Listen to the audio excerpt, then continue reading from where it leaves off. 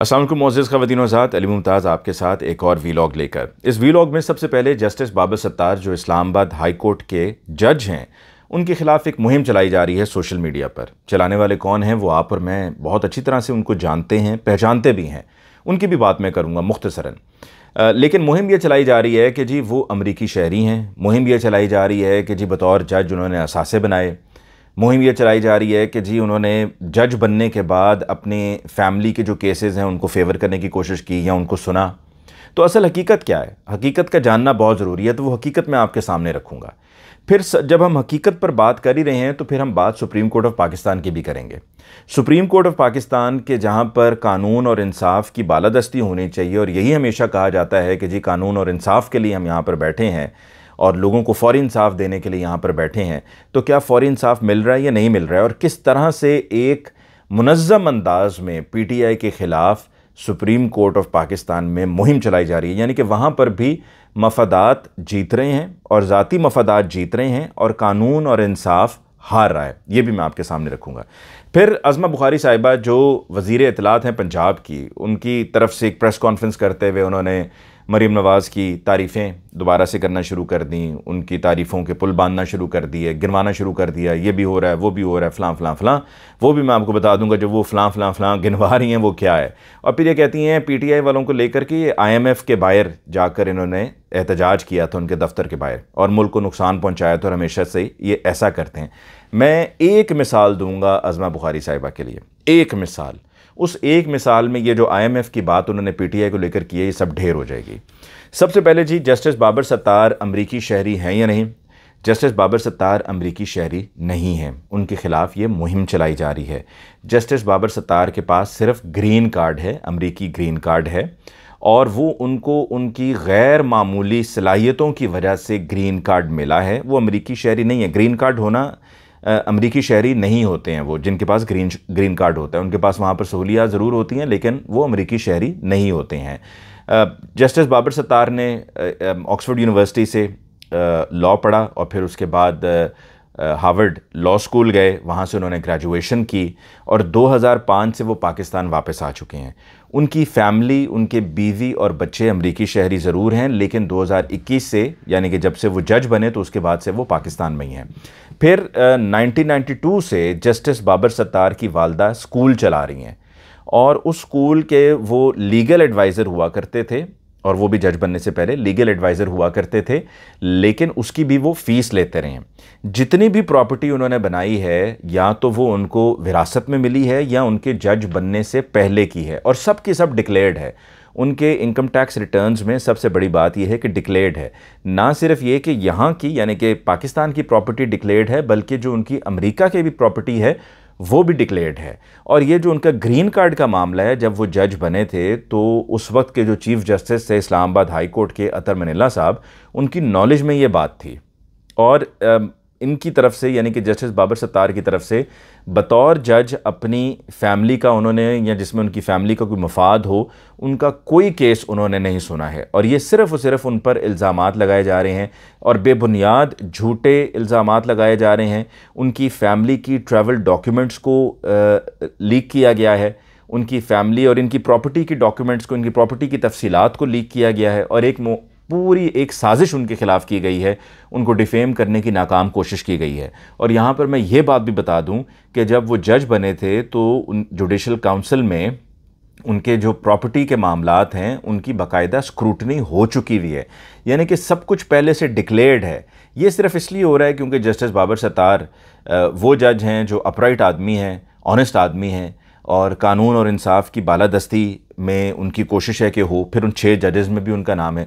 जितने भी वो हैं ना जजेज़ जिन्होंने वो ख़त लिखा, जिसमें जस्टिस मोहसिन अख्तर कियानी भी शामिल हैं, जस्टिस बाबर सत्तार भी शामिल हैं, इन सब के ख़िलाफ़ मुहिम चलाई जा रही है, बारी बारी मुहिम चलाई जा रही है, ताकि इन पर दबाव डाला जाए और ये अपने मौक़िफ़ से पीछे हट जाएँ, और फिर आहिस्ता आहिस्ता इनके ख़िलाफ़ एक मुहिम चलाकर, और ये जो सारी इनकी तफसीलात रिलीज़ की गई हैं, लीक की गई हैं, होना तो ये चाहिए कि जिसने ये किया है उसकी तहकीक होनी चाहिए, छानबीन होनी चाहिए, उस बंदे को सामने लाना चाहिए। अब सहाफ़ी शाहिद असलम ने जनरल रिटायर्ड कमर जावेद बाजवा की जो FBR की डिटेल्स थी वो, और उनकी सारी फैमिली की जो डिटेल्स थी, जब वो मंजर आम पर लेकर आए तो क्या हुआ था? हुआ ये था कि शाहिद असलम को FIA ने उठा लिया था और बाकायदा तफ्तीश होती रही, बताओ कि तुम्हारा सोर्स क्या है, बताओ तुम्हें कहाँ से ये सब पता चला, बताओ ये तुम्हारी तमाम तर तफसीलात तुम्हारे पास कहाँ से पहुँची। तो जब आप शाहिद असलम को उठा सकते हैं, जनरल रिटायर्ड कमर जावेद बाजवा के असासों की जो तफसीलात सामने आई थी उस पर, तो फिर इस मामले पर जो भी कोई इसका कल्प्रेट है उसको गिरफ़्तार होना चाहिए, उसके साथ भी वही सलूक होना चाहिए जो शाहिद असलम के साथ किया था, ताकि पता चले कि जजेस जो हैं they are not children of a lesser God, यानी कि वो किसी भी तरीके से कम नहीं है। ये नहीं है कि जी जो हमारे जर्नैल हैं वो ऊपर के लोग हैं, ऊपर की क्लास है, और जो हमारे जज साहिबान हैं ये इनकी कोई अहमियत नहीं है, इनकी कोई कदर नहीं है। तो लिहाजा इसके ऊपर बाकायदा मैं समझता हूँ कि तहकीकात होनी चाहिए और तफसीलात मंजर आम पर आनी चाहिए। आगे बढ़ते हैं जी, बात करते हैं अब सुप्रीम कोर्ट ऑफ पाकिस्तान की। सुप्रीम कोर्ट ऑफ पाकिस्तान में आप इसी से अंदाज़ा लगा लें कि कितना ऑर्गेनाइज तरीके से एक मुहिम चलाई जा रही है अगेंस्ट PTI कि 1 अप्रैल को PTI की तरफ से दरख्वास्त दायर कर दी गई थी सुप्रीम कोर्ट ऑफ पाकिस्तान में मखसूस नशिस्तों को लेकर। कब? 1 अप्रैल सन 2024। 27 अप्रैल तक वो अभी तक केस समाअत के लिए लगा ही नहीं है, और इसके बरक्स 11 जनवरी को इलेक्शन कमीशन ऑफ पाकिस्तान की तरफ से दरख्वास्त दायर की गई थी पेशावर हाई कोर्ट के फ़ैसले के ख़िलाफ़, और 13 जनवरी को सुप्रीम कोर्ट ऑफ पाकिस्तान की तरफ से उस पर फ़ैसला भी आ गया था। तो आप इसी से अंदाज़ा लगा लीजिए कि ये जो तब हुआ था जनवरी में वो क्यों हुआ था। एक तो बल्ले का इंतखाबी निशान लेना था, नुकसान पहुँचाना था, नुकसान पहुँचाया भी गया। वहाँ पर मौके पर खड़े होकर ये बात कही भी गई मखसूस नशिस्तों की, तो उस पर काजी फ़ाइज़ ईसा साहब जो यही दावे करते हैं कि वो कानून और इंसाफ की बालादस्ती के लिए काम कर रहे हैं और उनकी बड़ी जमहूरी सोच है, बड़े वो आइन को किसी भी तरीके से पामाल नहीं होने देंगे, तो उन्होंने उस वक्त ये कहा था कि जी जब ये वक्त आएगा तो हम इस पर भी बात कर लेंगे। तो इसका वक्त फिर कब आएगा? काजी फ़ाइज़ ईसा साहब, आप हमारे चीफ़ जस्टिस हैं, आपसे ही अवाम को उम्मीद है, आपने ये प्रेसिडेंट, आपने मिसाल कायम करनी है, प्रेसिडेंट सेट करना है। तो 1 अप्रैल को आपके पास ये दरख्वास्त आ चुकी है। 1 अप्रैल से लेके टिल डेट आपने उसको सुना नहीं है। इसलिए नहीं सुना है कि अगर वो सुन लेंगे मखसूस नशिस्तों का फ़ैसला हो जाएगा और PTI की मखसूस नशिस्तें PTI को वापस मिल जाएंगी, तो वापस मिलने के नतीजे में जो ये 2/3 अक्सरियत है, ये 2/3 अक्सरियत नहीं रहेगी PMLN की, PDM की, और जब ये 2/3 अक्सरियत नहीं रहेगी तो फिर चीफ़ जस्टिस काजी फ़ाइज़ ईसा साहब की जो मुद्दत मुलाजमत में तोसी का मामला है वो नहीं हो सकेगा और उनको जाकर रिटायर होना पड़ेगा। और अब ये काउंटडाउन शुरू हो चुका है उनकी रिटायरमेंट का। तो ये सब सिर्फ इस वजह से किया जा रहा है कि इसमें उनका ज़ाती मफाद है। और अगर चीफ़ जस्टिस काजी फ़ाइज़ ईसा साहब आपका अगर इसमें ज़ाती मफाद नहीं है तो फिर 1 अप्रैल से लेके 27 अप्रैल हो चुकी है, इस पर क्यों नहीं, और बल्कि अब तो तारीख़ 28 हो चुकी है, तो अभी तक इसके ऊपर क्यों नहीं सुनवाई हुई, क्यों नहीं इस केस को लगाया गया? क्योंकि मोटिव क्या है वो आपके सामने है।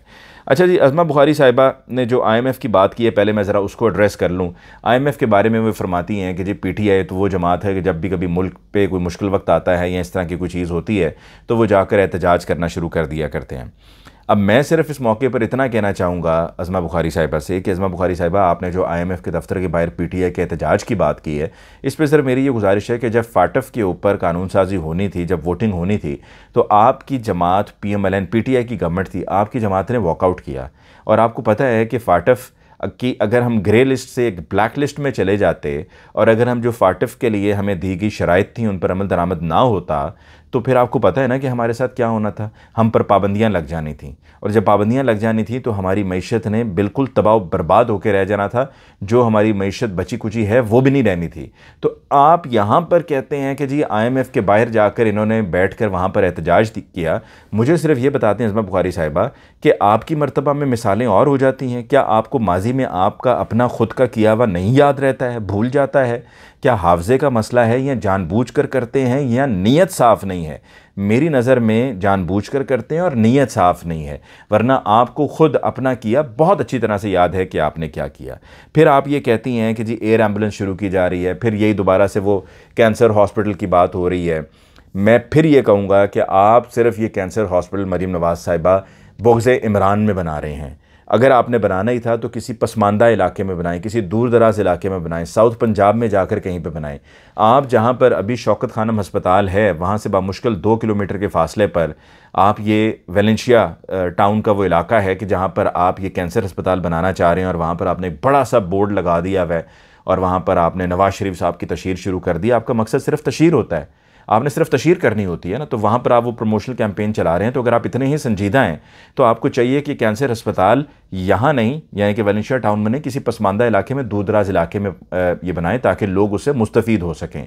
दूसरी तरफ आप बात करें एयर एम्बुलेंस की, वही एयर एम्बुलेंस जिस पर आप मशवरा दे रही हैं KP के गवर्नमेंट को कि वही ये एयर एम्बुलेंस है कि जिसका 2 हेलीकॉप्टर 18 करोड़ रुपए में कॉस्ट करेंगे, 1.5 लाख रुपया फ़ी घंटा हमें कॉस्ट करेगा। मतलब वो एयर एम्बुलेंस फ्लाई करे या ना करे, भले खड़ी रहे, ये बिल्कुल इंडिपेंडेंट पावर प्लांट्स की तरह है कि वो बिजली प्रोड्यूस हमें करके दें या ना दें, हम उनसे बिजली लें या ना लें, लेकिन हमने उनको पैसे देने हैं। तो इसी तरह से ये एयर एम्बुलेंस के मामले में भी हम एम्बुलेंस को इस्तेमाल में लाएं या ना लाएं, फ़ी घंटा 1.5 लाख रुपया देना है, जो कि मरीम नवाज़ साहिबा या PMLN, नवाज़ शरीफ साहब, शहबाज शरीफ साहब, इन सब की ज़ाती अपनी पॉकेट से नहीं जाना है।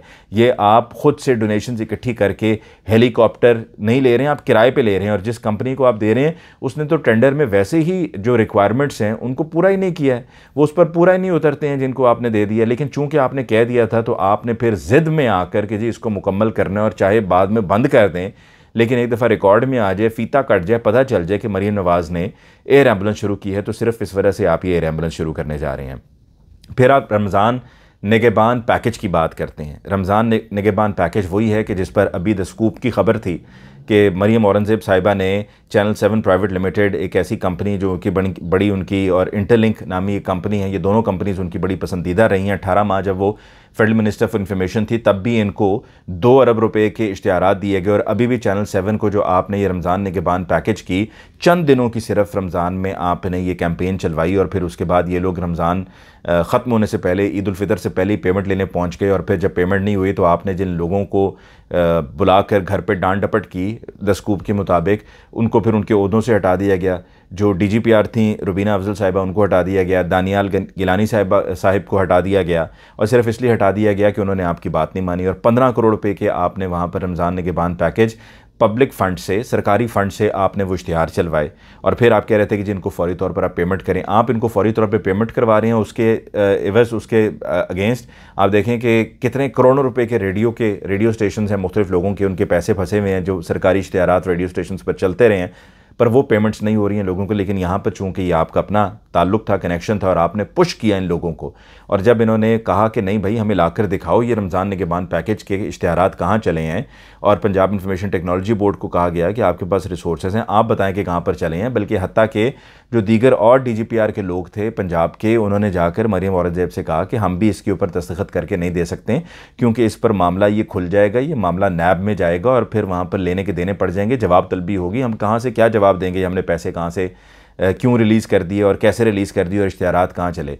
तो मरीम औरंगज़ेब साहिबा, तो रमज़ान निगहबान पैकेज की जो आप बात कर रहे हैं ना, और उसके अंदर भी किस किस्म के लोगों को सामान दिया जाता रहा है, आपने, मैंने, हम सब ने खुद ने देखा है। और अगर मरीम अज़मा बुखारी साहिबा ने नहीं देखा तो उनकी बहुत बड़ी भूल है। उनको चाहिए कि जाकर रिकॉर्ड चेक करें कि जहाँ पर अमला लोगों के घरों में जाकर वो थैले रखता रहा, और थैले रख के वहाँ पर तस्वीरें खींचता रहा, और तस्वीरें खींच कर ये बताता रहा, साबित करता रहा कि जी हमने ये जाकर ड्रॉप कर दिया। वो तस्वीर खिंचती थी, तस्वीर खींचने के बाद वहाँ से वो उठाया जाता था रमज़ान निगहबान पैकेज, और जाकर फिर कहीं और रखते थे, वहाँ पर तस्वीर खींचते थे, और इस तरह से उस तरह लोगों को दिया गया है। तो ये वो हक़ाइक़ हैं जिनको हम झुठला नहीं सकते, और ये वो हक़ाइक़ हैं जो हम सब के सामने हैं।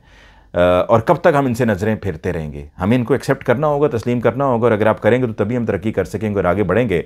वरना तो बस इसी तरह हर किसी को राज़ी और खुशामदी करते रह जाएंगे, और खुशामद करते करते आखिर में बचना कुछ भी नहीं है, हासिल कुछ भी नहीं होना है, तबाही और बर्बादी ही होनी है। खुदा न खास्ता, खुदा न खास्ता। इसके साथ ही मुझे अली मुमताज़ को दीजिए इजाज़त। अल्लाह ने के पान।